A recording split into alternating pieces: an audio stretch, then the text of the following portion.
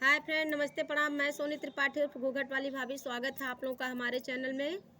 मैं आप लोगों के लिए एक सहाना गीत लेकर आई हूँ। शादी विवाह जो है, विवाह का गाना ख़त्म होने के बाद से सहाना हमारे यहाँ बोलते हैं और जो है एक सहाना सुना रही हूँ। आप लोगों को अच्छा लगेगा तो हमारे चैनल पे जो लोग नए होंगे हमारे चैनल को सब्सक्राइब करना बिल्कुल ना भूलिएगा।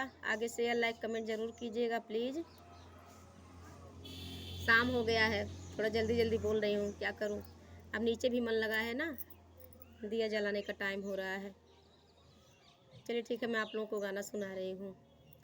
बिगड़ल बाबन्ना तुहार बन्निया के संभाला, बिगड़ल बाबन्ना तुहार बन्निया आके संभाला, आके संभाला, आके संभाला, आके संभाला, आके बिगड़ल बाबन्ना तुहार बन्निया के संभाला।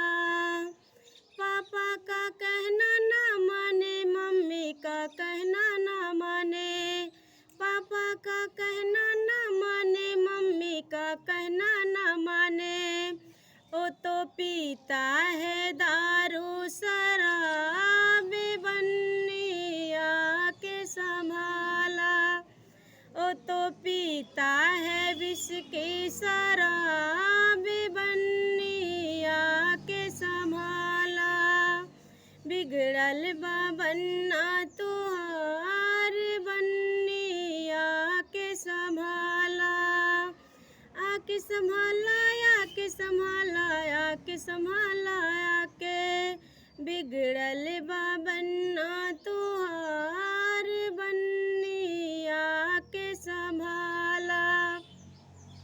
चाचा का कहना ना माने, चाची का कहना ना माने, चाचा का कहना ना माने, चाची का कहना ना माने, ओ तो खाता है गुटका पुकार बन्निया के संभाला, ओ तो खाता है गुटका पुकार बन्निया के संभाला, बिगड़ल बाबन्ना तुहार बन्निया के संभाला, आके संभाला, आके संभाला, आके संभाला, आके बिगड़ल बाबन्ना तुहार बन्निया के संभाला। बैठे।